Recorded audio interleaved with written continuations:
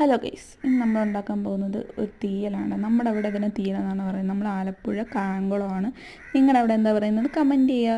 അപ്പോൾ നമ്മൾ ആദ്യം തേങ്ങ എടുത്തിട്ട് നന്നായിട്ട് മിക്സിയിൽ നിന്ന് അടിച്ച് കഴിഞ്ഞാൽ കട്ടയില്ലാതെ കിട്ടും. എന്നിട്ട് അത് പാത്രത്തിൽ ഇട്ട് നന്നായിട്ട് വറുത്ത് ബ്രൗൺ കളറായി വരുമ്പോഴത്തേക്കും അതിലേക്ക് മല്ലിപ്പൊടി, മുളക് പൊടിയൊക്കെ ഇട്ട് കൊടുക്കുക.